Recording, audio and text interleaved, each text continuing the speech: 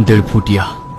कहते हैं हर शहर में कुछ ऐसी कहानियां होती है जो सच भी होती है और झूठ भी, लेकिन डेढ़ फुटिया जो सिर्फ कहानी नहीं है। कुछ लोग उसे जिन्न का बच्चा कहते हैं, तो कुछ कहते हैं वो अधूरी आत्मा है, और कुछ लोग जो उसे देख चुके क्या तो जिंदा नहीं बचे या फिर कभी पहले जैसा नहीं रहा। मध्य प्रदेश के एक छोटे से कस्बे नरसिंहपुर रोड के पास की कॉलोनी में अचानक अजीब घटनाएं शुरू हुई। लोग रात में गायब हो गए। सीसीटीवी में सिर्फ एक छोटा सा काला साया दिखता, और हर केस में एक चीज कॉमन थी। मरने वाले ने मरने से पहले पीछे एक बार मुड़कर जरूर देखा था। राघव, एक क्राइम जर्नलिस्ट, इस केस की तह तक जाने आया। उसे ऐसी कहानियों में दिलचस्पी थी, लेकिन वो अंधविश्वासी नहीं था। ऐसे ही एक रात जब किसी की मौत हुई, अगली सुबह वो थाने पहुंच गया और उसने पुलिस से पूछा, सर, ये तीसरी मौत है, कोई क्लू? नहीं, किसी ने मारने वाले को नहीं देखा। ओ, कोई पैटर्न? हाँ, मरने से पहले दो लोगों ने कहा उन्हें किसी बच्चे की आवाज आई थी। ये सीसीटीवी फुटेज देखो। इंस्पेक्टर के कहने पर राघव ने एक सीसीटीवी फुटेज देखा। रात के करीब 2:17 पर एक आदमी सड़क पर चल रहा था। अचानक वो रुकता है और पीछे देखता है और डर के मारे भागने लगता है। तभी कोई पीछे से उसके कंधे पर झपटता है और कैमरा ब्लैंक हो जाता है। राघव हैरानी से दोबारा उस वीडियो को देख ही रहा था कि एक बूढ़ी औरत वहां आई और इंस्पेक्टर से बोली, तुम जिस चीज को ढूंढ रहे हो वो इंसान नहीं है, वो जिन्न का बच्चा है, अधूरा अधमरा। उसकी लंबाई सिर्फ 1.5 फुट है, लेकिन उसकी ताकत इंसान से 100 गुना ज्यादा। उसकी बात सुन इंस्पेक्टर और राघव एक दूसरे की ओर देखने लगे। राघव ने आगे बढ़कर उससे बात की। अब कौन है आप? ये किसके बारे में बात कर रही है? मेरा नाम शकीला आपा है। मैं उसकी बात करने आई हूँ जिसे आप ढूंढ रहे हैं। ये क्या बोल रही हैं आप? वो हमेशा पीछे से बुलाता है। उसकी आवाज कभी बच्चे जैसी होती है, कभी किसी अपने की। उसकी आंखें पूरी काली होती हैं और उसका चेहरा आधा जला हुआ।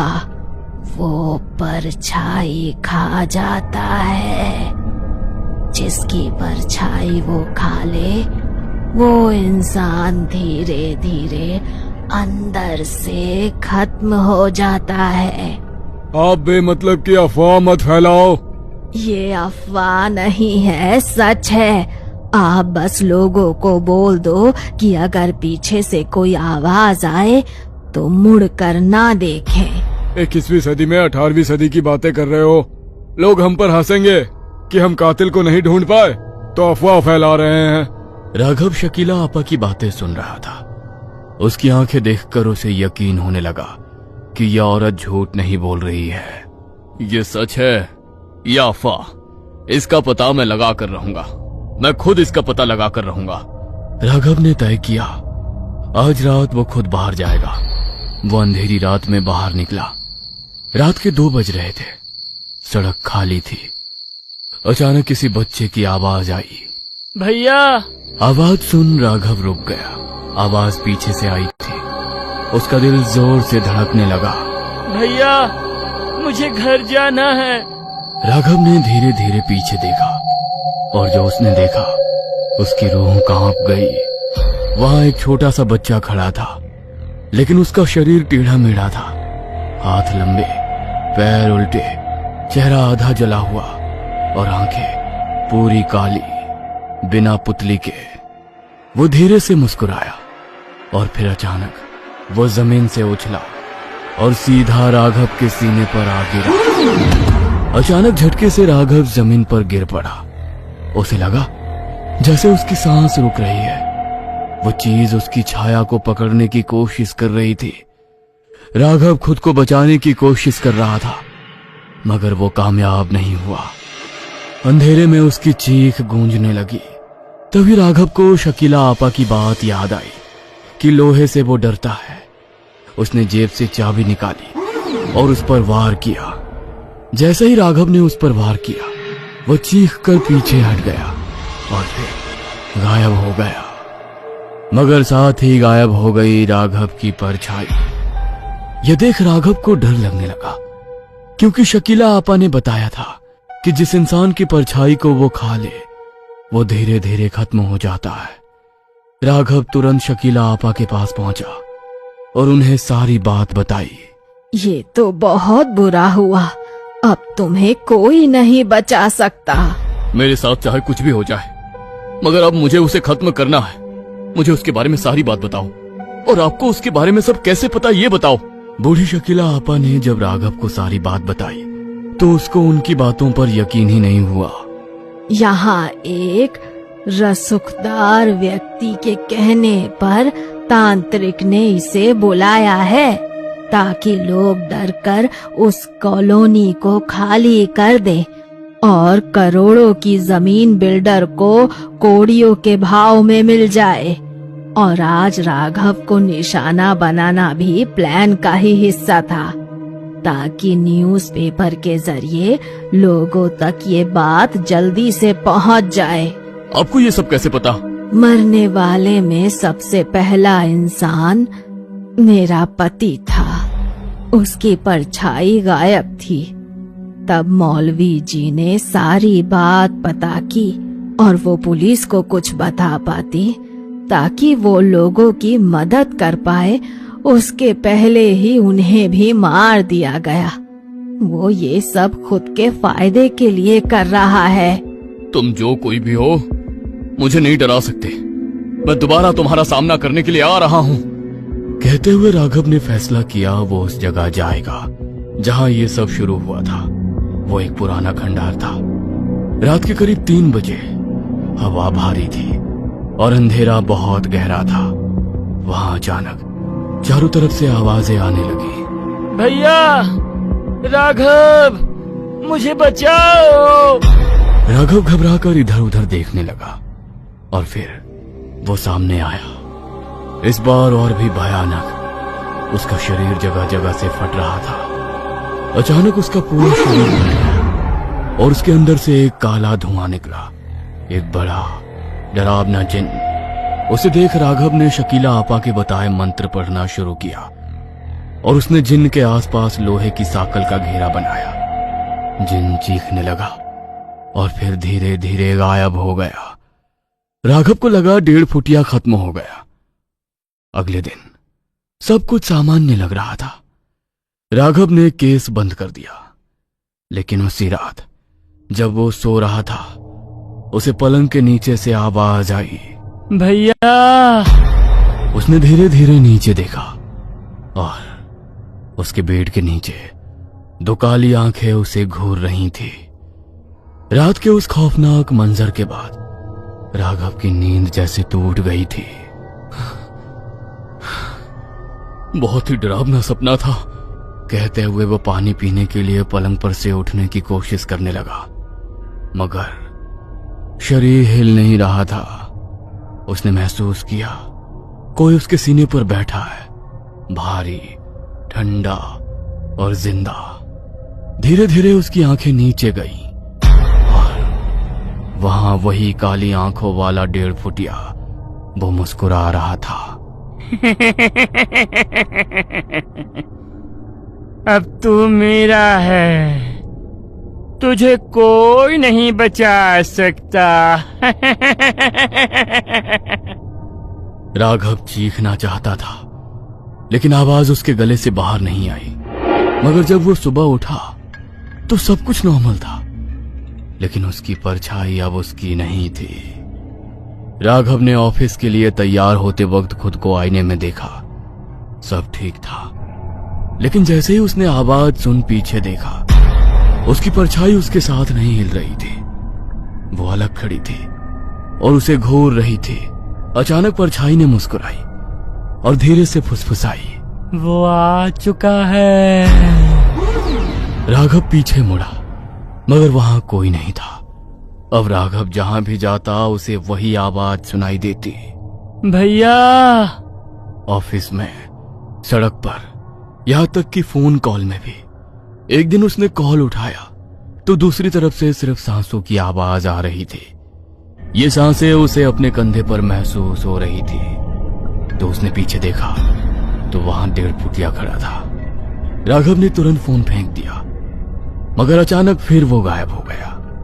राघव ने सोचा ये सब उसका वहम है, लेकिन उसी दिन उसे खबर मिली जिस आदमी को उसने सीसीटीवी में देखा था कि जो कि मर चुका था वो वापस आ गया है। लेकिन वो इंसान नहीं था। उसकी आंखें खाली थी, बेजान चेहरा और उसकी परछाई गायब थी। राघव फिर शकीला आपा के पास गया। वो उसे देखकर घबरा गई। तू बच्चा नहीं है, वो अब तेरे अंदर आ चुका है। मतलब? 1.5 फुटिया सिर्फ शिकार नहीं करता, वो अपने लिए शरीर ढूंढता है और तू उसका अगला घर है। यह नहीं हो सकता। उस रात राघव को लगा जैसे उसका शरीर खुद चल रहा है। उसके हाथ टेढ़े मेढ़े हो गए थे। राघव के गले से निकलने वाली आवाज भारी, फटी हुई थी और उसके शरीर से किसी पुरानी कब्र की सड़न जैसी बदबू आ रही थी। भैया। राघव का हाथ अपने आप उठा और उसने आईने पर एक जोरदार मुक्का मारा। आईना चकनाचूर हो गया, लेकिन ताज्जुब की बात यह थी कि राघव के हाथ से खून नहीं निकला। टूटे हुए शीशों के टुकड़ों में उसे अपनी शक्ल नहीं, बल्कि उस 1.5 फुटिया के चेहरे नजर आ रहे थे। ये देख राघव पागलों की तरह कमरे से बाहर भागा। सड़क पर सन्नाटा था, लेकिन उसे अपने पीछे सैकड़ों कदमों की आहट सुनाई दे रही थी। उसने एक स्ट्रीट लाइट के नीचे रुककर अपनी परछाई देखी। वो परछाई अब जमीन पर लेटी नहीं थी, बल्कि दीवार पर एक 3 साल के बच्चे की तरह सीधी खड़ी थी। परछाई ने अपना हाथ उठाया और राघव का गला घोटने का इशारा किया। अचानक राघव को सच में घुटन महसूस होने लगी। उसका दम फूलने लगा। तभी उसे शकीला आपा की एक और बात याद आई। जिन रूह नहीं, आग और धुएं की औलाद है, उसे बुझाने के लिए खुद को जलाना पड़ता है। राघव खुद को बचाने के लिए लड़खड़ाते हुए उसी तांत्रिक के ठिकाने की ओर बढ़ा जिसका जिक्र शकीला आपा ने किया था। शहर के बाहरी इलाके में स्थित एक पुरानी चमड़े की फैक्ट्री। वहां पहुंचते ही उसने देखा कि वो रसूखदार बिल्डर और वही तांत्रिक एक जलते हुए कुंड के पास बैठे थे। महाराज, बलि पूरी हुई। अब राघव का शरीर उस जिन का पक्का घर है। अब ये पत्रकार वही लिखेगा जो हम चाहेंगे और पूरी कॉलोनी डर के मारे खाली हो जाएगी। राघव, जिसके अंदर अब वो 1.5 फुटिया पूरी तरह हावी हो चुका था, एक झटके में उनकी ओर झपटा। उसकी रफ्तार किसी इंसान जैसी नहीं थी। उसने तांत्रिक का गला पकड़ लिया। तूने मुझे बुलाया, लेकिन तूने मुझे कैद करने की कोशिश की। अब मैं किसी का गुलाम नहीं हूँ। फैक्ट्री में चारों ओर आग लग गई। राघव के शरीर के अंदर एक जंग छिड़ गई थी। एक तरफ पत्रकार राघव की आखिरी बची हुई चेतना और दूसरी तरफ वो खौफनाक 1.5 फुटिया। राघव ने देखा कि सामने तेजाब का एक बड़ा टैंक खुला पड़ा है। उसने अपनी पूरी इच्छा शक्ति बटोरी और चिल्लाया, यदि ये शरीर तुम्हारा घर है और यही तुम्हारा ठिकाना है, तो मैं इस ठिकाने को ही बर्बाद कर दूंगा। साथ में तुम भी खत्म हो जाओगे। बिल्डर और तांत्रिक की चीखों के बीच राघव ने उस जलते हुए कुंड से आग उठाई और खुद को आग लगा ली। जैसे ही आग की लपटें उसके जिस्म को छूने लगी, उसके अंदर से एक दिल दहला देने वाली चीख निकली। वो 1.5 फुटिया धुआं बनकर बाहर निकलने की कोशिश करने लगा, लेकिन राघव ने लोहे की एक भारी चेन अपने हाथ में लपेटकर खुद को और उस धुएं को जकड़ लिया। अगले ही पल एक जोरदार धमाका हुआ। अगली सुबह पुलिस को वहां सिर्फ राख मिली। ना राघव का शरीर मिला, ना ही वो रसूखदार बिल्डर। केस फाइल में लिख दिया गया कि गैस लीकेज की वजह से हादसा हुआ। महीनों बाद नरसिंहपुर की उस कॉलोनी में शांति थी, लेकिन एक रात एक नया चौकीदार ड्यूटी पर तैनात था। तभी उसे पीछे से एक पतली सी आवाज आई। भैया, यहाँ बहुत अंधेरा है, थोड़ी सी रोशनी होगी क्या? चौकीदार ने जैसे ही पीछे मुड़कर देखा, उसे सड़क पर कोई नहीं दिखा, लेकिन सीसीटीवी कैमरे की फुटेज में उस चौकीदार के पीछे एक 1.5 फुट की परछाई हाथ हिला रही थी। राघव तो चला गया था, लेकिन वो 1.5 फुटिया अब भी जिंदा था। अपना तो उसका कोई ना ही मालिक था, ना ही कोई रहने का ठिकाना। वो पूरी तरह आजाद था। अब कहीं वो आपके पीछे से आवाज दे भैया, तो मुड़कर मत देखना।